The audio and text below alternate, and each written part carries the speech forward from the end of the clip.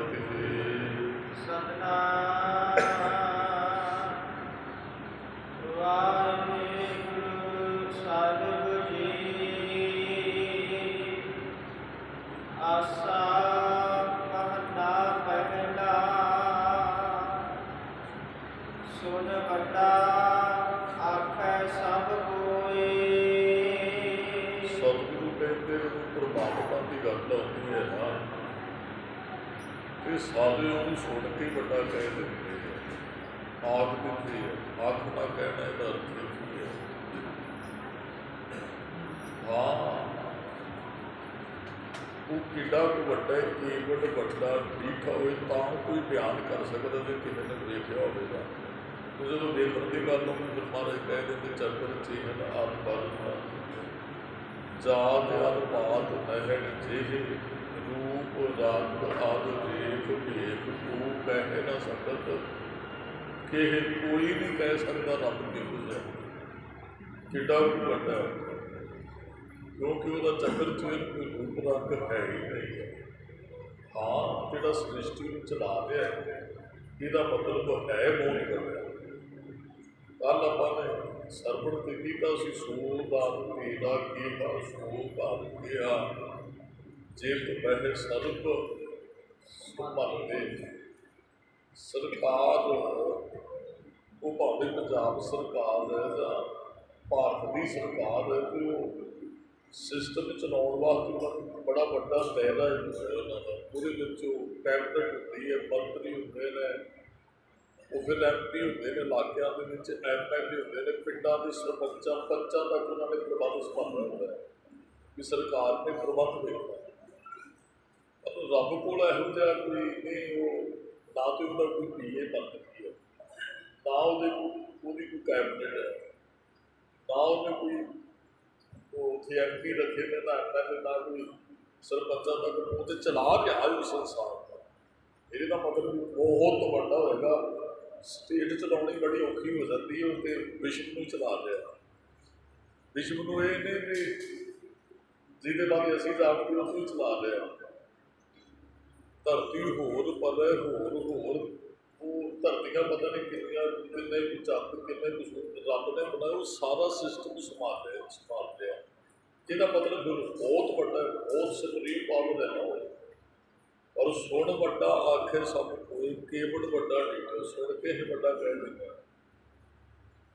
गुरु साहब ने जिन्ना रब बारे जाने सानू देख के दिता है, जिन्ना गुरु नानक साहब ने जाने उन्ना होर किसी ने रब बारे नहीं गल की। असीं रब बारे उस क्या जो गुरु साहब ने साडे नाल साझा कीता, रब किहो जिहा कित्थे देखदा की करदा है की कर सकदा है, असीं भी उही गल करदे हैं। दास ने बहुत बड़ी बेनती की भी जिन्ना किसी ने रब को जानिया उन्ना को उन्हें लिख के दिता है। हाथी बहुत बड़ा है, अन्या को इस गल की खबर नहीं, उन्होंने उन्ना की लिखा जिथे जिथे उन्होंने हथ पहुँच सी। रब बहुत बड़ा है, लिखा बयान उन्होंने किया जिन्ना भी कोई रब बारे जान सके। उन्होंने संपूर्ण तौर पर बयान करना किसी के वस की गल नहीं है, क्योंकि महाराज कहते पिता का जन्म के जानना पूत, पुत्र अपने पूत के जन्म बारे कोई नहीं कह सकता। असीं रब बारे की कह सकते, जो आद सच है, जुगाद सच है, भी सच नानक होसी भी सच। रब कदों तो है कह ना सकै कोई तू कद का, तेनों कोई नहीं बयान कर सकता कदों तो है।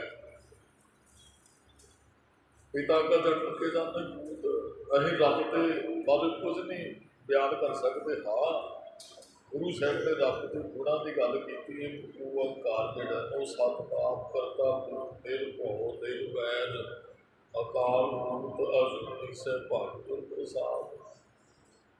वाद सच जुगाद सच है, भी सच नानक होसी भी सच बहुत बड़ा है, तो शुरू तो सी है रहेगा। हाँ, असीं सुन के कह देते भाई बहुत बड़ा है। महाराज कहते किड्डा क बड़ा है भाई, जे किसी ने दर्शन किए उन्होंने पूर्ण तौर पर बयान कर सकता है। जीवन पाए ना कहिया जाए, सकती तो क्या भी नहीं जा सकता। कीमत तो है कि जे कोई उसकी बराबरता हो तो उसके नाल तुलना करिए। एक पदवी होती है कि कई बार दो बंदे एक पदवी के उपर होंगे है। एक शहर चो कई बार दो तीन MLA होंगे, वो MP होंगे, वो इको ਜਿਹੇ होंगे जी जिन्होंने को पावर है, पर रब वर्गा कोई होर दूसरा नहीं। जे हो गए तो आप बराबरता दईए ना, भाई रब को नहीं ताकत है। रब वर्गी कोई दूसरी हस्ती है ही नहीं है। तुलना तो करिए ना जे रब वर्गा कोई दूसरा भी होगा। और पूरा मेरी राग लई अपर प्रताप हृदय महदीनो जड़त जड़त की मैल गई निपरै दूत दुष्ट बहराई गुर पूरे का जपया जाप कहाँ करे कोई बेचारा प्रभ मेरे का बड़ प्रताप। ਉਹਦਾ प्रताप ਵੱਡਾ ਵੱਡਾ तेरा दरबार सच्चा तोद तखत वड्डी हो ਵੱਡਾ अपार तेरा मर्तबा। मर्तबा पदवी को कहते हैं। रब की पदवी सब तो उच्ची पदवी है, वो बराबर कोई होर है ही नहीं। मर्ज कहते उसकी कीमत भी नहीं पाई जा सकती कि कहया ना जाए, उन्होंने बयान नहीं किया जा सकता। रब बारे या तो संसार में बहुत कुछ है और पूर्ण तौर पर रब को बयान नहीं किया जा सकता। कल क्या कितने रहते हो रब जी, तेरा घर कितने है? घर निका जा विशेष घर के ता हो ना भी जो निका जा हो किसी घर से किसी साधन में आने वाला हो। फिर रब ने कहा कि सृष्टि मेरा घर है, वो बड़ा एडा है ना, वो सृष्टि च समा सकता है। वो किसी विशेष काम में कानून च नहीं रहता है, वो बहुत बड़ा है। कीमत नहीं पाई जा सकती, उन्होंने क्या ही नहीं जा सकता, उन्होंने बयान नहीं किया जा सकता है।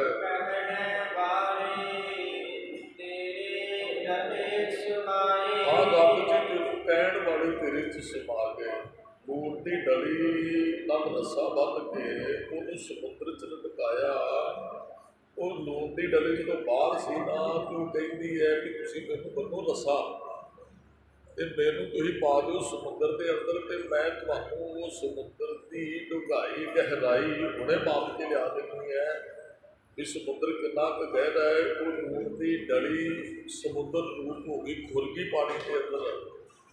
वो समुद्र कितना को गहरा है, थल्लों तक जा नहीं सकती। बस कहने वाले तेरे रहे समाए, कहने वाले उसका रूप हो गए और उन्होंने पूर्ण तौर पर बयान नहीं कर सकते। जपद्या जपद्या वो समा गए, वो लूण की डली की तरह समुद्र रूप हो गए और उस समुद्र बारे कुछ कह नहीं सके। रब को जपन वाले, रब बारे बयान करने वाले, रब बारे दसन वाले रब च समा गए और उन्होंने तो पूर्ण तौर पर रब को बयान नहीं किया गया जी। मेरे बड़े साहिब सारिया तो वड्डा है। पहला महाराज ने कह दिता सुन वड्डा आखे सब कोई, इतने कह दिता वड्डे मेरे साहिब ये मेरे बड़े साहिब जिन्होंने बयान नहीं किया जा सकता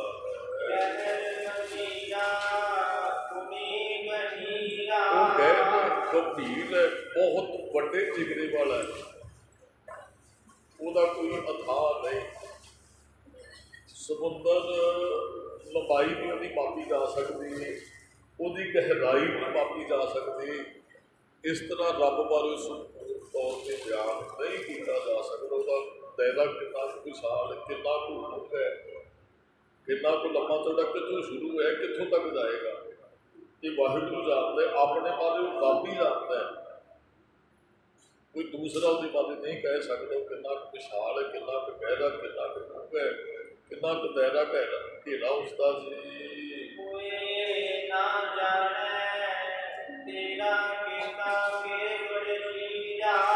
देखो रब को बयान करना बड़ा मुश्किल है। रब के बनाए संसार को समझना बड़ा होता है, उसकी कुदरत को जानना ही बड़ा होता है।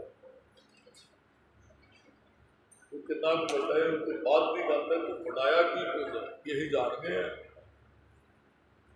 कोई न जाने तेरा केता केवड चीरा वो किड्डा क बड़ा है, तेरी बख्शा कितना बड़ी है, उसकी कीमत नहीं कोई पा सकता है। वो पहले ही महाराज ने कह दिता कि वो समुद्र की गहराई को नहीं कोई माप सकता है। तेरे कीते भी नहीं कोई, साड़ी समझ तो बाहर की गल है। रब ने किस को किवें पैदा किया, बच्चे ही जन्म लेता है, माँ और मांस खाती गल जाता है, पर एक मांस का टुकड़ा अंदर पलता है, किवें पाल रहे हो। महाराज ने बहुत बड़ी वचन कहा, जठर अग्नि जी है ना, वो बाहर की अग्ग नालों जाती है, फिर उत्थे बच्चा क्यों पल रहा है। ये ਉਹਨੂੰ समझना बड़ा औखा है। साडा खाधा होया खाना वो खून मूक च किवें बनता है, की फिट किया साडे शरीर के अंदर वाहिगुरू ने। बैलेंस बिगड़ता ही बीमार हो जाते हैं, रब किवें चला रहा है। वो रीढ़ की हड्डी चों वो डॉक्टर कहते MRI करने वाले कहते बड़िया बरीक नाड़ियाँ, किवें वो नाड़ियाँ उन्हें बनाइया, किवें शरीर को, ये समझ तो बाहर दियाँ गल्लां है। उन्होंने तो समझना दूर की गल है, वो बनाई हुई कुदरत को नहीं समझ सकते। किन्ने डॉक्टर एक शरीर वास्ते, कोई दिमाग का, कोई दिल का, कोई न्यूरो सर्जन है, कोई फलाने हड्डियां का डॉक्टर, कोई एक शरीर से कितने डॉक्टर, एक शरीर को एक नहीं बनाया रब ने। ये नहीं भी दिमाग किसी ने फिट किया, बॉडी किसी ने बनाई, सारा कुछ उन्हें माँ के गर्भ च ही सारा कुछ तैयार किया है। माँ के गर्भ में अपने सिमरत दे तहत रख आ दे, उत्थे उन्हें रखा की, फिर उन्हें बच्चा जन्म लेता है, वो 20 साल तक वो अपनी ग्रोथ बढ़ाता है, फिर वो रुक जाता है। वो रब ने सारा सिस्टम बनाया जी। माँ प्यो तो जन्म ही देता है कि जो कल किसी को सार नहीं, पुराने जो कच्चियाँ कंधा, वो रोज़ ना उत्ते मिट्टी के थोबे रखे जाते हैं। एक दिन तो कंध बंदी नहीं, क्योंकि गिली होती थी मिट्टी, वो डिग पई नहीं, तो रोज़ थोड़ी थोड़ी कंध सारी सानू जन्म तो दिता माँ प्यो ने, कि उन्हें मास के थोबे साढ़े सिर पर रखे भी एडा कद कर दो, एडा वो सिस्टम वो कुदरत को नहीं समझा जा, रब को तो समझना बड़ा औखा है। वो बनाई हुई चीज़ को भी नहीं समझ कि रब ने सानू किवें पैदा किया। वो बड़ी डूंगी रुपया चेत प्राप्ति कवन मूल ते कवन तेरा मूल की है, कवन दृष्टार की जेत साज स्वाद सिखा। मैं किवें पैदा है, ये ज्ञान ही बड़ा हासिल करना औखा है। सृष्टि को उन्हें किवें पैदा किया, बहुत दूर की गल है, ये तो बहुत दूर की गल है। हाँ, कहण वाले के समाज जाते हम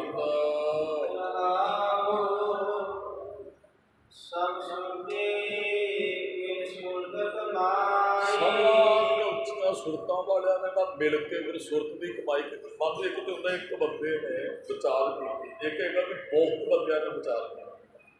जिन्हें आप रावण को कह देते जो 10 सिरा से 10 सिर नहीं लगे रावण के, 10 बंदियां जिन्ना सियाना सी रावण का, 10 बंदियां जिन्ना दिमाग सी उनके अंदर। ਹੁਣ ਆਪਾਂ ਪਿੰਡ ਦੀ ਪੰਚਾਇਤ ਬਣਾਉਣੇ, 5 ਬੰਦੇ ਬਣਾਉਣੇ, 4 ਮੈਂਬਰ ਤੇ ਇੱਕ ਸਰਪੰਚ, ਵੀ ਪਿੰਡ ਵਾਸਤੇ ਫੈਸਲਾ ਲੈ ਸਕਦੇ ਔਰ 5 ਬੰਦੇ ਸਹੀ ਫੈਸਲਾ ਲੈਣਗੇ। ਰਾਵਣ ਤੇ ਇਕੱਲਾ ਹੀ 10 ਬੰਦਾ ਇਹਨਾਂ ਹੈ ਨਾ, ਤਾਕਤ ਵੀ ਬੜੀ। ਇਹ ਮਹਾਰਾਜ ਵੀ ਕਹਿੰਦੇ ਇੱਕ ਸੁਰਤ ਮਿਲੀ ਤੇ ਬਹੁਤੀ ਕੋਈ ਉਹਦੇ ਕੋਲ ਗਿਆਨ ਨਹੀਂ। ਹੁਣ ਕਈ ਸੁਰਤਾਂ ਮਿਲੀਆਂ ਤੇ ਉਹਨਾਂ ਨੇ ਬਹੁਤ ਕੁਝ ਫਿਰ ਬਿਆਨ ਕੀਤਾ। ਭਾਵ ਕਿ ਸਾਰੇ ਧਰਤੀ ਰੱਬ ਬਾਰੇ ਗੱਲ ਕਰਦੇ ਨੇ, ਪਰ ਸਾਰਿਆਂ ਨੇ ਵੀ ਮਿਲ ਕੇ ਉਹਨੂੰ ਪੂਰਨ ਤੌਰ ਤੇ ਬਿਆਨ ਨਹੀਂ ਕੀਤਾ ਜੀ। ਸਭ ਨੇ ਮਿਲ ਕੇ ਉਹਦੀ ਕੀਮਤ ਨਹੀਂ ਪਾਈ, ਉਹਦਾ ਕਿੰਨਾ ਕੁ ਵੱਡਾ ਇਹ ਬਿਆਨ ਨਹੀਂ ਕੀਤਾ ਗਿਆ।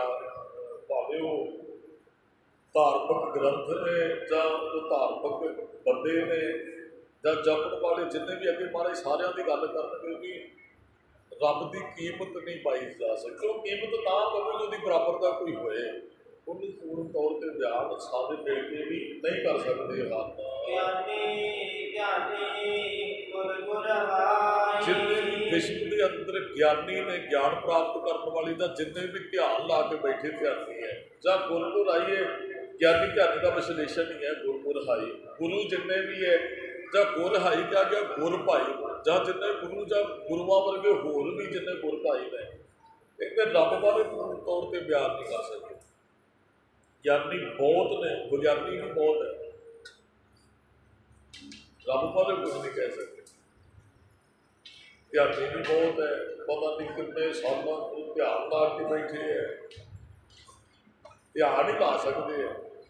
ਗੁਰੂ ਦਾ ਗਿਆਨ ਹੈ ਸਾਡੇ ਕੋਲ, ਅਨੇਕਾਂ ਧਰਮਾਂ 'ਚ ਅਨੇਕਾਂ ਹੀ ਗੁਰੂ ਨੇ, ਤੇ ਗੁਰ ਭਾਈ ਵੀ ਉਹਨਾਂ ਦੇ ਹੈਗੇ ਹੈ। ਜਿੱਥੋਂ ਗੁਰੂ ਪੜ੍ਹੇ ਉੱਥੋਂ ਉਹਨਾਂ ਦੇ ਭਾਈ ਵੀ ਹਨ। ਪਰ ਗੁਰੂ ਨਾਨਕ ਸਾਹਿਬ ਮਹਾਰਾਜ ਨੂੰ ਰੱਬ ਨੇ ਗੁਰੂ ਥਾਪ ਕੇ ਭੇਜਿਆ, ਬਹੁਤ ਕੁਝ ਰੱਬ ਬਾਰੇ ਕਿਹਾ। ਤੇ ਮਹਾਰਾਜ ਨੇ ਵੀ ਖੀਰ ਤੇ ਕਿਹਾ, ਤੇਰਾ ਕੀਤਾ ਜਾਤੋ ਨਾ ਹੀ ਤੇਰੇ ਕੀਤੇ ਨੂੰ ਅਸੀਂ ਜਾਣ ਨਹੀਂ ਸਕੇ। ਹਾਂ, ਯੋਗ ਬਣਾਇਆ ਸੀ ਕੁਝ ਲਿਖ ਸਕੇ, ਮੈਨੂੰ ਯੋਗ ਕੀਤੋ ਹੀ, ਸਾਨੂੰ ਤੂੰ ਯੋਗ ਬਣਾਇਆ ਵੀ ਕੁਝ ਲਿਖਿਆ, ਪਰ ਤੇਰੇ ਕੀਤੇ ਨੂੰ ਤੇ ਜਾਣ ਨਹੀਂ ਸਕਦੇ। ਇਹ ਗੁਰੂ ਗ੍ਰੰਥ ਸਾਹਿਬ ਦੇ ਖੀਰ ਤੇ ਜਾ ਕੇ ਮਹਾਰਾਜ ਗੁਰੂ ਅਰਜਨ ਸਾਹਿਬ ਨੇ ਬਚਨ ਕਹੇ, ਅਸੀਂ ਬਹੁਤ ਕੁਝ ਕਿਹਾ ਪਰ ਤੇਰੇ ਕੀਤੇ ਨੂੰ ਜਾਣ ਨਾ ਸਕੇ। ਹਾਲਾਂਕਿ ਗੁਰੂ ਅਰਜਨ ਸਾਹਿਬ ਰੱਬ ਤੇ ਆਪਣੇ ਬਾਰੇ ਜਾਣਦੇ ਹੀ ਉਹ ਕਿੰਨਾ ਕੁ ਵੱਡਾ ਹੈ, ਪਰ ਫਿਰ ਵੀ ਕਹਿੰਦੇ ਵੀ ਆਪਣੇ ਆਪ ਨੂੰ ਵੀ ਨਹੀਂ ਜਾਣਿਆ ਜਾਂਦਾ। ਕਈ ਵਾਰੀ ਨਾ ਬੰਦੇ ਨੂੰ ਆਪਣੀ ਤਾਕਤ ਦਾ ਖੁਦ ਨੂੰ ਪਤਾ ਨਹੀਂ ਹੁੰਦਾ, ਮੇਰੇ ਕੋਲ ਕਿੰਨੀ ਕੁ ਤਾਕਤ ਹੈ।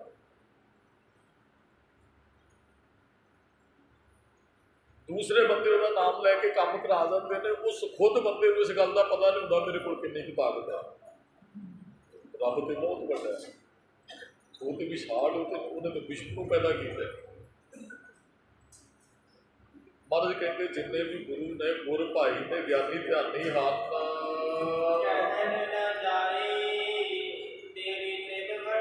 ਕਹਿੰਦੇ ਸਾਰਿਆਂ ਨੂੰ ਮਿਲ ਕੇ ਤਿਲ ਜਿਹਨੇ ਵੀ ਤੇਰੀ ਵਡਿਆਈ ਨਹੀਂ ਬਿਆਨ ਕੀਤੀ, ਵੀ ਇੰਨਾ ਨੂੰ ਨਹੀਂ ਤੈਨੂੰ ਬਿਆਨ ਕਰ ਸਕੇ। ਤਿਲ ਜਿੰਨਾ ਵੀ, ਤੇਲ ਹੁਣ ਬਹੁਤ ਜੁਦਾ ਹੁੰਦਾ। ਤਿਲ ਦਾ ਉਹ ਬੀਬੀਆਂ ਦਾ ਚਾਰ ਜਦੋਂ ਹੁੰਦਾ, ਅੰਬ ਦਾ ਚਾਰ ਪੈਂਦਾ ਤੇ ਉਹਦੇ 'ਚ ਉਹ ਨਿੱਕੇ ਨਿੱਕੇ ਤਿਲਾਂ ਵਰਗੇ ਨਾ ਕਾਂਜੀ ਹੁੰਦੀ, ਸ਼ਾਇਦ ਰਾਈ ਦੇ ਦਾਣੇ ਉਹਦੇ ਵਿੱਚ ਪਾਏ ਜਾਂਦੇ ਆ। ਉਹ ਮਹਾਰਾਜ ਨੇ, ਭਗਤ ਕਬੀਰ ਜੀ ਨੇ ਸ਼ਬਦ ਵਰਤਿਆ ਵੀ ਉਹ ਰੱਬ ਨੂੰ ਮਿਲਣ ਦਾ ਜਿਹੜਾ ਦਰਵਾਜ਼ਾ ਦਾ ਇੰਨਾ ਬਰੀਕ ਹੈ, ਰਾਈ 10ਵੇਂ ਪਾਏ, ਰਾਈ ਦੇ 10 ਹਿੱਸੇ ਕਰਦੇ ਹੋ। ਮੇਰੇ ਖਿਆਲ 10ਵਾਂ ਹਿੱਸਾ ਤੁਹਾਨੂੰ ਖੁੱਲੀ ਅੱਖ ਨਾਲ ਨਜ਼ਰ ਨਹੀਂ ਆਉਣਾ। ਰਾਈ ਦੇ ਚਾਕੂ ਨਾਲ ਤੁਸੀਂ 10 ਹਿੱਸੇ ਕਰਦੇ ਹੋ ਤੇ 10ਵਾਂ ਹਿੱਸਾ ਤੁਹਾਨੂੰ ਮੁਸ਼ਕਲ ਨਾਲ ਨਜ਼ਰ ਆਏਗਾ। ਤਿਲ ਤੇ ਰਾਈ ਕੁਝ ਹੀ ਹੋਈ ਹੈ। ਮਹਾਰਾਜ ਕਹਿੰਦੇ ਤਿਲ ਜਿੰਨੀ ਵੀ ਕੀਮਤ ਨਹੀਂ ਪਾਈ, ਰੱਬ ਤੇ ਬਹੁਤ ਵੱਡਾ ਹੈ, ਜਿਹਨੂੰ ਬਿਆਨ ਕਿੱਡਾ ਕੁ ਵੱਡਾ ਬਿਆਨ ਨਹੀਂ ਕੀਤਾ ਜਾ ਸਕਦਾ। ਉਹਦੇ 'ਚੋਂ ਕੀਮਤ ਤਿਲ ਜਿੰਨੀ ਵੀ ਨਹੀਂ ਬਿਆਨ ਕੀਤੀ, ਉਹਦੀ ਕੀਮਤ ਪਾਈ ਨਹੀਂ ਜਾ ਸਕਦੀ ਨਾ। ਕੀਮਤ ਪਾਏ ਨਾ ਕਿਹਾ ਜਾਏ, ਮਹਾਰਾਜ ਨੇ ਕਹਿ ਦੇ ਦਿੱਤਾ, ਉਹਨੂੰ ਨਹੀਂ ਕਿਹਾ ਜਾ ਸਕਦਾ ਉਹਦੀ। ਮਹਾਰਾਜ ਕਹਿੰਦੇ ਕਹਿਣ ਨਾ ਜਾਈ, ਤੇਰੀ ਤਿਲ ਵਡਿਆਈ ਤੇ ਬਹੁਤ ਵੱਡਾ ਹੈ, ਤੇਰੇ ਜਿੰਨੀ ਵੀ ਵਡਿਆਈ ਤੇਰੀ ਬਿਆਨ ਨਹੀਂ ਕੀਤੀ ਜਾ ਸਕਦੀ। ਸਭ ਸਤ ਸਭ ਰੱਬ ਸਭ ਜਗ ਆਈਆ, ਸਭ ਸਤ ਕਮਾਉਣ ਵਾਲੇ, ਤਪ ਕਰਨ ਵਾਲੇ, ਸਭ ਲੋਕਾਂ ਦੀਆਂ ਚੰਗਿਆਈਆਂ ਇਕੱਠੀਆਂ ਕਰ ਲਿਓ ਜੀ। ਜਿੰਨੇ ਸਿੱਧ ਪੁਰਖ ਨੇ ਸੰਸਾਰ ਦੇ ਅੰਦਰ, ਉਹਨਾਂ ਦੀਆਂ ਵਡਿਆਈਆਂ ਭਾਵ ਕਿ ਜਿੰਨੇ ਜਪਣ ਵਾਲੇ ਉਹਨਾਂ ਦੀ ਸਾਰਿਆਂ ਦੀ ਵਡਿਆਈ ਕਰ ਲਓ, ਤੇ ਰੱਬ ਨੂੰ ਫਿਰ ਵੀ ਆਪਾਂ ਬਰਾਬਰ ਨਹੀਂ ਖੜਿਆ ਕਰ ਸਕਦੇ ਉਹਨਾਂ ਦੇ ਵੀ। ਰੱਬ ਸਾਰਿਆਂ ਨੂੰ ਮਿਲਾ ਕੇ ਵੀ ਇੰਨੀ ਕੁ ਰੱਬ ਦੇ ਕੋਲ ਪਾਵਰ ਹੈ ਜਿੰਨੀ ਸਾਰਿਆਂ 'ਚ ਨਾ ਸਾਰੇ ਭਾਵੇਂ ਮਿਲਾ ਲਓ। ਇਹਦੇ ਤੋਂ ਬਗੈਰ ਰੱਬ ਜੀ ਤੈਨੂੰ ਕੋਈ ਨਹੀਂ ਜਾਣ ਸਕਦਾ। ਉਦੋਂ ਬਿਨ ਸਿੱਧੀ ਕਿਨੇ ਨਾ ਪਾਈਆ, ਸਿੱਧ ਹੈਗੇ, ਸਿੱਧੀ ਕਮਾਉਣ ਵਾਲੇ ਤੋਂ ਬਹੁਤ ਨੇ, ਪਰ ਤੂੰ ਕਿੰਨਾ ਕੁ ਵੱਡਾ ਹੈ ਉਹ ਤੇ ਤੈਨੂੰ ਹੀ ਪਤਾ ਹੈ।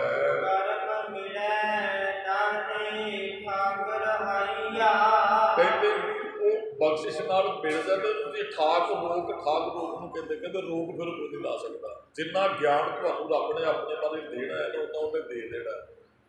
ਇਹਦੇ 'ਚ ਕੋਈ ਦੂਸਰਾ ਨਹੀਂ ਕਹਿ ਸਕਦਾ ਵੀ ਇਹ ਗਿਆਨੀ ਨਾ ਬਣੇ ਤਾਂ ਫਲਾਣਾ ਕੁਝ ਨਾ ਹੋਵੇ, ਫਲਾਣਾ ਕੁਝ ਨਾ। ਕੋਈ ਰੋਕ, ਰੱਬ ਨੇ ਜੋ ਦਾਤ ਕਿਸੇ ਨੂੰ ਦੇਣੀ ਹੈ ਨਾ, ਉਹਦੇ 'ਚ ਕੋਈ ਗਵਾਂਢੀ ਨਹੀਂ ਜੇ ਰੁਕਾਵਟ ਪਾ ਸਕਦਾ। ਸਾਡੇ ਕਈ ਵਾਰੀ ਮਨ 'ਚ ਵਹਿਮ ਹੁੰਦਾ ਹੈ ਵੀ ਆਹ ਫਲਾਣਾ ਸਾਡਾ ਨੁਕਸਾਨ ਤਾਂ ਹੋਇਆ ਵੀ ਸਾਡੇ ਨਾਲ ਫਲਾਣੇ ਨੇ ਆਹ ਕੁਝ ਕੀਤਾ, ਸਾਡੇ ਨਾਲ ਸਾਡਾ ਕਿਸੇ ਨੇ ਬੁਰਾ ਕਰ ਦਿੱਤਾ। ਲੋਕ ਇਸ ਪਾਸੇ ਬਹੁਤ ਜ਼ਿਆਦਾ ਸੋਚਦੇ ਆ। ਜੇ ਸਿੱਖਾਂ ਤੈਨੂੰ ਰੱਬ ਕੁਝ ਦੇਣਾ ਚਾਹੁੰਦਾ ਹੈ ਨਾ, ਤੇਰਾ ਗਵਾਂਢੀ ਇਹਦੇ 'ਚ ਰੋਕ ਨਹੀਂ ਲਾ ਸਕਦਾ। ਜੋ ਮਰਜ਼ੀ ਯਤਨ ਕਰੇ, ਉਹ ਮੁਰਦਿਆਂ ਦੀਆਂ ਹੱਡੀਆਂ ਤੇਰੇ ਦਰਵਾਜ਼ਿਆਂ 'ਚ ਲਿਆ ਕੇ ਰੱਖਦੇ।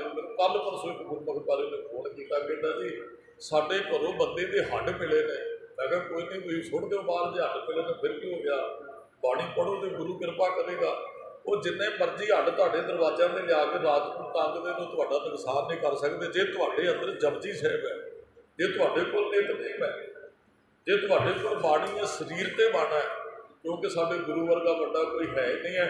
ਤੇ ਨੁਕਸਾਨ ਤੇ ਸਾਡਾ ਤਾਂ ਕੋਈ ਕਰੇ ਨਾ ਜਿਹਦੇ ਕੋਲ ਪਾਵਰ ਗੁਰੂ ਸਾਹਿਬ ਤੋਂ ਜ਼ਿਆਦਾ ਹੋਵੇ। ਜੇ ਗੁਰੂ ਸਾਹਿਬ ਨਾਲ ਜੁੜੇ ਹੈ ਤੇ ਉਹਦੇ ਜਿੰਨੀ ਤੇ ਤਾਕਤ ਫਿਰ ਕਿਸੇ ਕੋਲ ਹੈ ਹੀ ਨਹੀਂ ਹੈ ਵੀ ਕੋਈ ਸਾਡਾ ਗੁਰੂ ਭਲਾ ਕਰਨਾ ਚਾਹੁੰਦਾ ਹੋਵੇ ਤੇ ਕੋਈ ਸਾਡਾ ਦੂਸਰਾ ਆ ਕੇ ਨੁਕਸਾਨ ਕਰ ਜਾਏ। ਆਖਣ ਵਾਲਾ ਕਿਆ ਵਿਚਾਰਾ। ਇੱਕ ਆਖਣ ਵਾਲਾ ਵਿਚਾਰਾ ਕੀ ਹੈ, ਉਹ ਆਪਾਂ ਨਾ ਫਿਰ ਉਹਨੂੰ ਵਿਚਾਰਾ ਹੀ ਕਹਿਣਾ ਪੈਂਦਾ ਵੀ ਵਿਚਾਰਾ ਚਲੋ ਬੋਲ ਤੇ ਰਿਹਾ ਪਰ ਇਹਦੇ ਵੱਸ ਦੀ ਗੱਲ ਨਹੀਂ ਹੈ। ਫਿਰ ਉੱਥੇ ਵਿਚਾਰਾ ਸ਼ਬਦ ਸਾਨੂੰ ਵਰਤਣਾ ਪੈਂਦਾ ਹੈ ਵੀ ਬੋਲ ਤੇ ਰਿਹਾ ਪਰ ਵਿਚਾਰੇ ਦੇ ਵੱਸ ਦੀ ਗੱਲ ਨਹੀਂ। ਵਾਹਿਗੁਰੂ ਤੇਰੇ ਘਰ ਨਾਲ ਸਿਫਤੀ ਦੇ ਭੰਡਾਰ ਭਰੇ ਹੋਏ ਨੇ, ਭੰਡਾਰ ਭਰੇ ਭਗਤੀ ਹਰ ਤੇਰੇ ਜਿਸ ਭਾਵੇ ਤਿਸ ਦੇ ਵਾਹੀ। ਜਾਂ ਸਿਫਤੀ ਦੇ ਭੰਡਾਰ ਨੇ, ਕਿੰਨੇ ਲੋਕ ਉਹਦੀ ਸਿਫਤ ਕਰ ਰਹੇ ਨੇ, ਭੰਡਾਰ ਭਰੇ ਹੋਏ ਹਨ। ਕਹਿੰਦੇ ਜਿਸ ਤੂੰ ਦੇ ਤੇ ਦੂਜੇ ਦਾ ਕੀ ਚਾਰਾ ਵੀ ਉਹ ਰੋਕ ਲਾ ਦੇ। ਦਿਸੇ ਕਿਆ ਚਾਰਾ, ਚਾਰਾ ਹੀ ਯਤਨ ਨੂੰ ਕਹਿੰਦੇ ਨੇ। ਵੈਸੇ ਗੁਰਮੁਖੋਂ ਲੋਕ ਨਾ ਬੁਰਾ ਕਰਨ ਵਾਸਤੇ ਬੜੇ ਯਤਨ ਕਰਦੇ, ਜੇ ਭਲਾ ਕਿਸੇ ਦਾ ਕਰਨਾ ਬੜਾ ਔਖਾ ਹੈ। ਕਿਸੇ ਦਾ ਨੁਕਸਾਨ ਹੋ ਜਾਏ ਤੇ ਮਨੁੱਖ ਪੈਟਰੋਲ ਵੀ ਬਾਲ ਦਿੰਦਾ ਵੀ ਚਲੋ ਇਹਦਾ ਨਹੀਂ ਹੁੰਦਾ। ਕਿਸੇ ਦਾ ਭਲਾ ਕਰਨਾ ਹੋਵੇ ਨਾ ਤੇ ਮਨੁੱਖ ਨੂੰ ਆਲਸ, ਮਹਾਰਾਜ ਕਹਿੰਦੇ ਚੰਗਿਆਈ ਆਲਕ ਕਰੇ ਬੁਰਿਆਈ ਹੋਏ। ਛੇਦ ਚੰਗਿਆਈ ਕਰਨ ਲੱਗਿਆ ਬੰਦਾ ਗੁਰਦੁਆਰੇ ਜਾਣ ਲੱਗਿਆ ਆਲਸ ਕਰਦਾ ਤੇ ਠੇਕੇ ਜਾਣ ਲੱਗਿਆ ਇੱਕ ਆ ਜਾਂਦੀ ਹੈ, ਉਹ ਭੱਜ ਕੇ ਦੌੜ ਕੇ ਵੀ ਸ਼ਾਮ ਨੂੰ ਉਹਦੇ ਦਰਵਾਜ਼ੇ ਤੇ ਜਾ ਕੇ ਪਹੁੰਚ ਜਾਂਦਾ ਹੈ। ਕਿਸੇ ਦੇ ਰਿਸ਼ਤੇ ਨੂੰ ਤੋੜਨ ਲੱਗਿਆ ਹਿੰਮਤ ਆ ਜਾਂਦੀ ਹੈ, ਜੋੜਨ ਲੱਗਿਆ ਨਹੀਂ ਜਾ ਸਕਦਾ ਵੀ ਚਲੋ ਮੈਂ ਜਾ ਕੇ ਕਹਿ ਦਿਆਂ ਵੀ ਭਾਈ ਮੈਂ ਬੈਠਾ ਜੀ ਕੋਈ ਗੱਲ ਕੱਲ ਨੂੰ ਨਿਕਲੇਗੀ ਦਾ, ਤੇ ਤੋੜਨ ਲੱਗਿਆ ਉਹ ਫਿਰ ਇੱਕ ਮਿੰਟ ਲਾਉਂਦਾ ਹੈ। ਮਹਾਰਾਜ ਕਹਿੰਦੇ ਹੈ ਕਿ ਸਿਫਤੀ ਦੇ ਭੰਡਾਰ ਭਰੇ ਨੇ, ਉਹਦੇ ਘਰ ਕੋਈ ਤੋੜ ਨਹੀਂ। ਨਾਨਕ ਸੱਚ ਸਵਾਰਣ ਹਾਰਾ। ਨਾਨਕ ਜੀਵ ਨੂੰ ਸੱਚ ਨਾਲ ਜੋੜ ਕੇ ਉਹੀ ਸਵਾਰਦਾ ਹੈ। ਅਸੀਂ ਕੁਝ ਕਹਿ ਸਕੀਏ ਉਹਦੀ ਬਖਸ਼ਿਸ਼ ਹੀ ਹੈ, ਕੋਈ ਸਵਾਰਨ ਵਾਲਾ। ਕੁਝ ਕੁ ਬੇਨਤੀਆਂ ਜਿਹੜੀਆਂ ਦਿਨ ਚੱਲ ਰਹੇ ਨੇ। 1 ਜੂਨ ਨੂੰ ਜੋ ਹਰਿਮੰਦਰ ਸਾਹਿਬ ਨੂੰ ਚਾਰੇ ਪਾਸੋਂ ਕੋਈ ਫੌਜ ਭੇਜ ਕੇ, ਉਹ ਕੁਲਦੀਪ ਬਰਾੜ ਕਹਿੰਦੇ 6 ਲੱਖ ਫੌਜ ਨੇ ਅਸੀਂ ਘੇਰਾ ਪਾਇਆ ਸੀ। 4 ਲੱਖ ਫੌਜ ਤੇ ਹਰਿਮੰਦਰ ਸਾਹਿਬ ਦੇ ਨੇੜੇ ਪਹੁੰਚ ਗਈ, 2 ਲੱਖ ਨੇ ਆਸੇ ਪਾਸੇ। ਚਲੋ ਮੈਂ ਥੋੜ੍ਹਾ ਜਿਹਾ ਪਿੱਛੇ ਪਿਛੋਕੜ ਤੇ ਜਾਣਾ ਚਾਹੁੰਦਾ ਹੈ ਵੀ ਗੁਰੂ ਸਾਹਿਬ ਨੇ ਕਾਰਨ ਕੀ ਸ਼ਹਾਦਤਾਂ ਦੇ ਰਹੇ। ਮਹਾਰਾਜ ਦੇ ਬਚਨ ਨੇ ਜੇ ਕੋ ਬੋਲੇ ਸੱਚ ਕੂੜਾ ਜਲ ਜਾਵੇ। ਜੇ ਕੋਈ ਸੱਚ ਬੋਲਦਾ ਫਿਰ ਝੂਠ ਨੂੰ ਅੱਗ ਲੱਗਦੀ ਹੈ ਵੀ ਇਹ ਸੱਚ ਬੋਲਦਾ ਕਿਉਂ ਹੈ। ਅਸੀਂ ਤੇ ਗੁਰਮੁਖੋ ਸਾਡਾ ਦਿਨ ਨਾ ਵਿਚਾਰ ਤੋਂ ਸ਼ੁਰੂ ਹੈ। ਅੰਮ੍ਰਿਤ ਵੇਲਾ ਸੱਚ ਨਾਉ ਵਡਿਆਈ ਵਿਚਾਰ, ਤੇ ਸਾਡੀ ਸ਼ਾਮ ਜਿਹੜੀ ਹੈ ਨਾ ਉਹ ਤੇਰਾ ਕੀਤਾ ਜਾਗੋ ਨਾਹੀਂ ਮੈਨੂੰ ਜੋਗ ਕੀ ਕੋਈ। ਮੈਂ ਨਿਰਗੁਣ ਆਦੇ ਕੋ ਗੁਣ ਨਾਹੀਂ ਆਪੇ ਤਰਸ ਕੋਈ। ਤਰਸ ਪਿਆ ਮੈਂ ਰਾਮ ਕੋਈ ਸਤਿਗੁਰ ਸੱਜਣ ਮਿਲਿਆ। ਨਾਨਕ ਨਾਮ ਮਿਲੇ ਤਾਂ ਜੀਵਾਂ ਤਨ ਮਨ ਜੀਵੈ। ਅਜਾ ਨਾਮ ਦੀ ਮੰਗ ਤੇ ਆਣ ਕੇ ਅਸੀਂ ਸਮਾਪਤੀ ਕਰਦੇ ਹਾਂ। ਇਹਦੇ 'ਚ ਵੀ ਵਿਚਾਰ ਸ਼ਬਦ ਪਹਿਲਾਂ ਆਉਂਦਾ, ਆਪਾਂ ਪੜ੍ਹੀਏ ਤਾਂ ਥਾਲ ਵਿੱਚ ਤੈਨੂੰ ਵਸਤੂ ਪਾਈਓ ਸਤ ਸੰਤੋਖ ਵਿਚਾਰੋ। ਸਾਡਾ ਵਿਚਾਰ ਤੋਂ ਦਿਨ ਸ਼ੁਰੂ ਹੋਇਆ, ਵਿਚਾਰ ਤੇ ਹੀ ਸਮਾਪਤੀ ਕੀਤੀ। ਰਾਤ ਨੂੰ ਸੌਣ ਲੱਗਿਆ ਵੀ ਅਸੀਂ ਹੱਥ ਜੋੜ ਕੇ ਕਿਹਾ ਬੋ ਕਉ ਕਾਰ ਸੰਤਨ ਕੀ ਉਹਦੇ। ਹੁਣ ਕਿਤੇ ਵਿਚਾਰ ਹੋ ਵੀ ਸਾਨੂੰ ਹਥਿਆਰ ਕਿਉਂ ਚੱਕਣੇ ਪਏ। ਅਸੀਂ ਵਿਚਾਰ ਤੋਂ ਦਿਨ ਸ਼ੁਰੂ ਕੀਤਾ, ਅਸੀਂ ਵਿਚਾਰ ਤੇ ਆਣ ਕੇ ਸ਼ਾਮ ਢਲੀ ਸਾਡੀ ਤੇ ਸੌਣ ਲੱਗਿਆ ਅਸੀਂ ਕਿਹਾ ਵੀ ਸਾਨੂੰ ਸਾਰਿਆਂ ਦੇ ਚਰਨਾਂ ਦੀ ਧੂੜ ਬਣਾ ਕੇ ਰੱਖਿਓ ਤੇ ਸਾਨੂੰ ਹਥਿਆਰ ਕਿਉਂ ਚੁੱਕਣੇ ਪਏ। ਮੈਂ ਪਿਛੋਕੜ 2 ਬੇਨਤੀਆਂ ਕਰਨੀਆਂ ਸਰਦੀਆਂ ਵੀ ਇਹ ਸਾਰਾ ਕੁਝ ਮਾਹੌਲ ਸਿਰਜਿਆ ਕਿਵੇਂ ਗਿਆ। ਸਭ ਤੋਂ ਪਹਿਲਾਂ ਇੱਕ ਅਖਬਾਰ ਦੇ ਵਿੱਚ ਇੱਕ ਬਿਆਨ ਆਉਂਦਾ ਹੈ, ਇੱਕ ਐਡੀਟਰ ਬਿਆਨ ਲਾਉਂਦਾ ਹੈ ਜੋ ਅਖਬਾਰ ਅੱਜ ਵੀ ਚੱਲਦਾ ਹੈ। ਉਹਦੇ 'ਚ ਬਿਆਨ ਲੱਗਾ, ਕਹਿੰਦੇ ਵੀ ਗੁਰੂ ਗੋਬਿੰਦ ਸਿੰਘ ਸਾਹਿਬ ਨੇ ਸਿੱਖਾਂ ਨੂੰ ਅੰਮ੍ਰਿਤ ਇਸ ਵਾਸਤੇ ਛਕਾਇਆ ਸੀ ਵੀ ਇਹ ਮੁਸਲਮਾਨਾਂ ਤੋਂ ਹਿੰਦੂਆਂ ਦੀ ਰਾਖੀ ਕਰਨਾ। ਅੰਮ੍ਰਿਤ ਛਕਾਉਣ ਦਾ ਕਾਰਨ ਇਹ। ਤੇ ਅੱਗੋਂ ਫਿਰ ਉਹ ਬਿਆਨ ਸੰਗਤਾਂ ਨੇ ਪੜ੍ਹਿਆ, ਸੰਤ ਜਰਨੈਲ ਸਿੰਘ ਜੀ ਨੇ ਕਹਿੰਦੇ ਵੀ ਇਹ ਬਿਆਨ ਤੁਹਾਨੂੰ ਨਹੀਂ ਲਾਉਣਾ ਚਾਹੀਦਾ ਅਖਬਾਰ ਦੇ ਅੰਦਰ।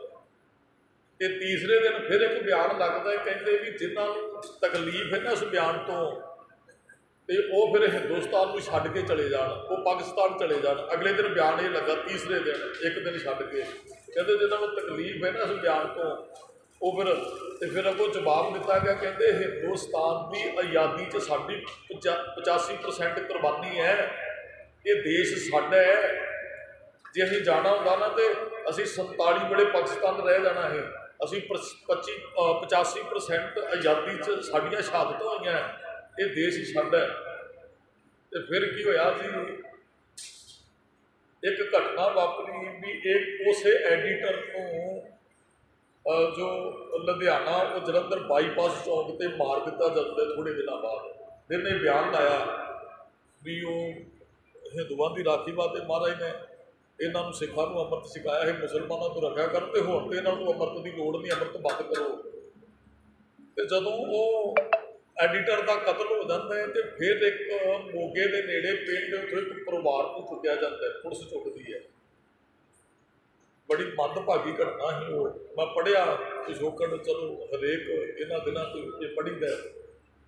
ਉੱਥੇ ਇੱਕ ਜ਼ਿਮੀਂਦਾਰ ਦੋ ਪੁੱਤਰਾਂ ਨੂੰ ਚੁੱਕਿਆ ਗਿਆ, ਉਹਨਾਂ ਨੂੰ ਟੌਰਚਰ ਕੀਤਾ ਗਿਆ ਥਾਣੇ ਲਿਜਾ ਕੇ, ਤੇ ਉਹਨਾਂ ਤੋਂ ਇਹ ਕਹਿੰਦੇ ਵੀ ਤੁਸੀਂ ਬਿਆਨ ਦਿਓ ਵੀ ਤੁਸੀਂ ਉਸ ਐਡੀਟਰ ਦਾ ਕਤਲ ਕੀਤਾ ਔਰ ਤੁਹਾਡੇ ਤੋਂ ਸੰਤਾਂ ਨੇ ਕਤਲ ਕਰਵਾਇਆ, ਵੀ ਇਹ ਸਾਨੂੰ ਬਿਆਨ ਤੁਸੀਂ ਨੋਟ ਕਰਵਾਓ, ਲਿਖ ਕੇ ਦਿਓ।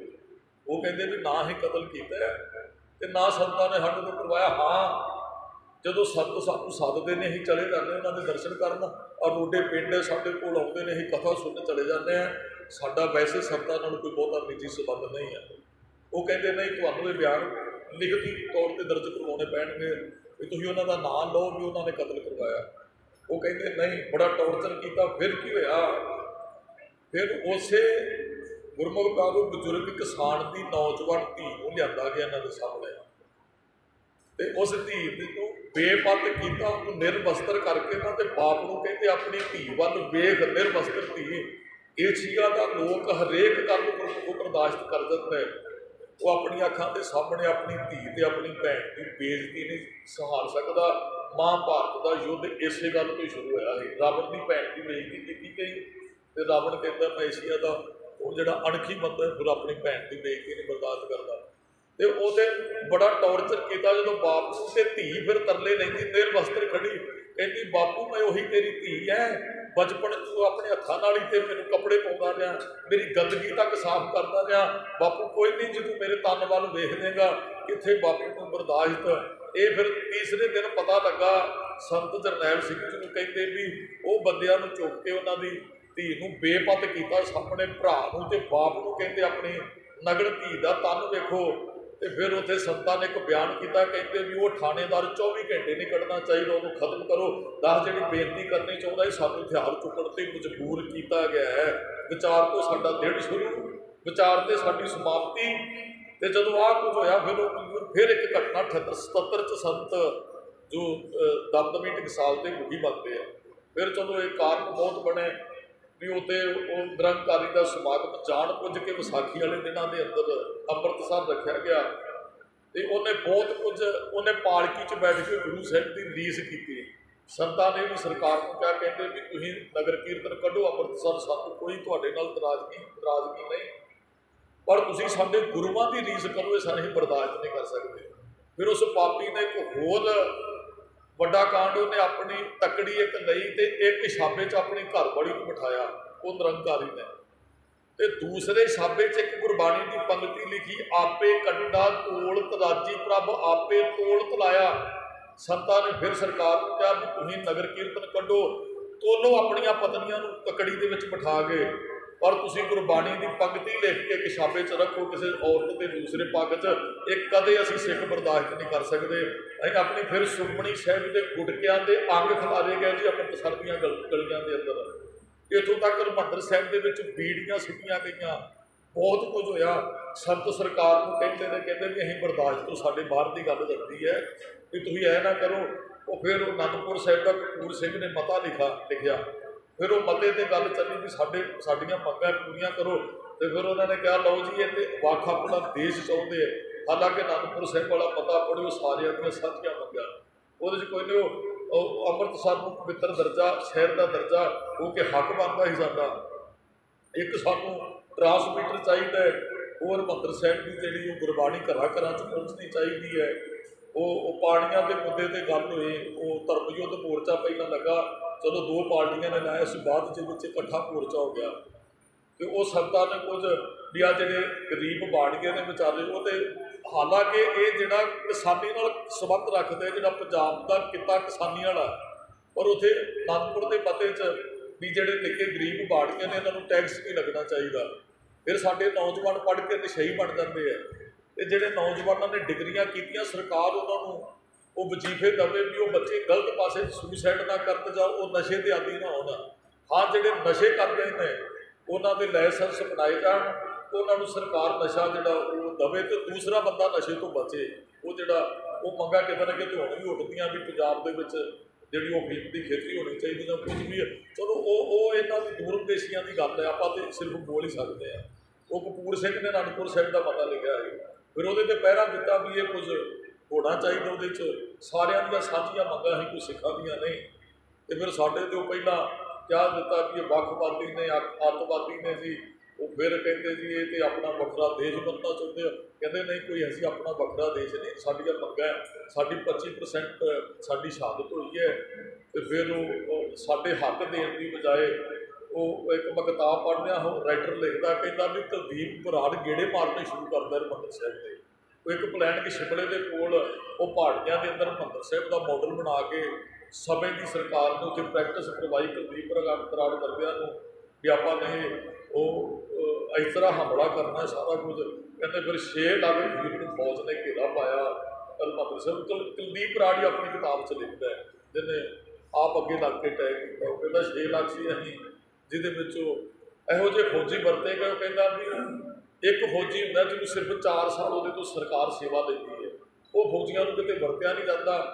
ਉਹਨਾਂ ਦਾ ਸਰੀਰ ਖੋਲ੍ਹ ਦਿੰਦੀ, ਉਹਨਾਂ ਦੇ ਹੱਡ ਜਿਹੜੇ ਨਾ ਸਾਰੇ ਸਰੀਰ ਆਪਣੇ ਬੰਨੇ ਹੋਏ ਨੇ, ਉਹਨਾਂ ਦੇ ਸਿਰਫ 4 ਸਾਲ ਉਹਨਾਂ ਨੇ ਡਿਊਟੀ ਕਰਨੀ ਹੁੰਦੀ ਹੈ। ਫਿਰ ਉਹਨਾਂ ਦਾ ਸਰੀਰ ਖੋਲ੍ਹਿਆ। ਕਹਿੰਦਾ ਵੀ ਉਹ ਫੌਜੀਆਂ ਨੂੰ ਵੀ ਇੱਥੇ ਵਰਤਿਆ ਗਿਆ। ਉਹਦੇ ਵਿੱਚ ਉਹ ਹੈਲੀਕਾਪਟਰ ਤਿਆਰ ਕੀਤੇ ਗਏ। ਉਹ ਬਹੁਤ ਉਹ ਜਦ ਤੁਸੀਂ ਪੜ੍ਹੋਗੇ ਤੁਹਾਨੂੰ ਉਹ ਗੱਲਾਂ ਆਪਾਂ ਇੰਨੀ ਬਰੀਕੀ ਨਾਲ ਸ਼ੇਅਰ ਨਹੀਂ ਕਰ ਸਕਦੇ ਵੀ ਜੋ ਕੁਝ ਲਿਖਿਆ ਤੁਹਾਨੂੰ ਪੜ੍ਹਨਾ ਪਏਗਾ। ਚਲੋ ਅਸੀਂ ਤਾਂ ਉਦੋਂ ਲਿਖੀ, ਸਾਡੀ ਉੱਪਰ ਮੇਰਾ 77 ਦਾ ਜਨਮ ਹੈ, 84 ਵੇਲੇ ਬਹੁਤੀ ਕੋਈ ਸ਼ਬਦ ਨਹੀਂ ਕੀ ਕੁਝ ਹੋਇਆ। ਸੁਣਿਆ ਕੰਨਾਂ 'ਚ ਗੋਲੀਆਂ ਦੀ ਆਵਾਜ਼ ਤੋਂ ਸੁਣਦੇ ਰਹੇ ਹਾਂ। ਉਹ ਬਾਅਦ ਦੇ ਅੰਦਰ ਜੋ ਦਿੱਲੀ 'ਚ ਹੋਇਆ ਉਸ ਤੋਂ ਬਾਅਦ ਵੀ ਬੜਾ ਕੁਝ ਦੇ ਪਰ ਬਹੁਤੀ ਸਮਝ ਨਹੀਂ, ਫਿਰ ਉਹਨੂੰ ਪੜ੍ਹਨਾ ਪੈਂਦਾ ਵੀ ਕੀ ਕੁਝ ਹੋਇਆ ਹੈ। ਫਿਰ ਉਹ ਘੇਰਾ ਪਾ ਕੇ ਬਸ ਜੋ ਕੁਝ ਉਹ ਕਰਨਾ ਚਾਹੁੰਦੇ ਸਨ, ਉਹਨਾਂ ਦੀ ਜੋ ਉਹਨਾਂ ਨੇ ਪਲੈਨਿੰਗ ਬਣਾਈ ਹੋਈ ਉਸ ਤਰੀਕੇ ਦੇ ਨਾਲ ਫਿਰ ਉੱਥੇ ਸੰਤ ਕਹਿੰਦੇ ਜਿੰਨਾ ਚਿਰ ਸਰੀਰ 'ਚ ਜਾਨ ਹੈ ਉਹਨਾਂ ਚਿਰ ਅਸੀਂ ਆਪਣੀ ਹੱਥਾਂ ਦੀ ਖਾਤਰ ਔਰ ਆਪਣੇ ਗੁਰੂ ਘਰਾਂ ਦੇ ਅਸੀਂ ਉਹਨਾਂ ਨੂੰ ਅੱਜ ਵੀ ਯਾਦ ਕਰਦੇ ਹਾਂ, ਜਿੰਨਾ ਸਿੰਘਾਂ ਸਿੰਘਣੀਆਂ ਧਰਮ ਹੇਤ ਸੀਸ ਦਿੱਤੇ, ਬੰਦ ਕਟਾਏ, ਖੋਪੜੀਆਂ ਲੁਹਾਈਆਂ, ਚਰਖੜੀਆਂ 'ਤੇ ਚੜ੍ਹੇ, ਆਰਿਆਂ ਨਾਲ ਚੁਰਾਏ ਗਏ ਗੁਰਦੁਆਰਿਆਂ ਦੀ ਸੇਵਾ ਲਈ ਕੁਰਬਾਨੀਆਂ ਕੀਤੀਆਂ, ਧਰਮ ਨਹੀਂ ਹਾਰਿਆ, ਸਿੱਖੀ ਕੇਸਾਂ ਸੁਆਸਾਂ ਸੰਗ ਨਿਭਾਈ, ਇਹਨਾਂ ਦੀ ਕਮਾਈ ਦਾ ਧਿਆਨ ਧਰਮ ਵੀ ਬੋਲੋ ਜੀ। ਉਹ ਵਰਤਮਾਨ ਦੇ ਸਿੰਘ ਵੀ ਉਹਨਾਂ ਦੇ ਵਿੱਚ ਆਉਂਦੇ, ਉਹ ਭਾਵੇਂ ਬਾਬਾ ਦੀਪ ਸਿੰਘ ਜਿਨ੍ਹਾਂ ਨੇ ਹਰਿਮੰਦਰ ਸਾਹਿਬ ਵਾਸਤੇ ਜੋ ਕੁਝ ਵੀ ਇਹਦੇ ਅਬਦਾਲੀ ਨੂੰ ਵੀ ਇੱਥੇ ਫੇਲ ਕਰ ਦਿੱਤਾ ਗਿਆ। ਉਹਨਾਂ ਨੇ ਬਹੁਤਾ ਉਹ ਚਾਹੁੰਦੇ ਸਨ ਵੀ ਇਹਨਾਂ ਨੂੰ ਤਾਂ ਖਤਮ ਕਰਾਂਗੇ ਜਿੱਥੋਂ ਇਹ ਪੈਦਾ ਹੋਏ ਨੇ ਉਹ ਚੀਜ਼ ਖਤਮ ਕਰੋ।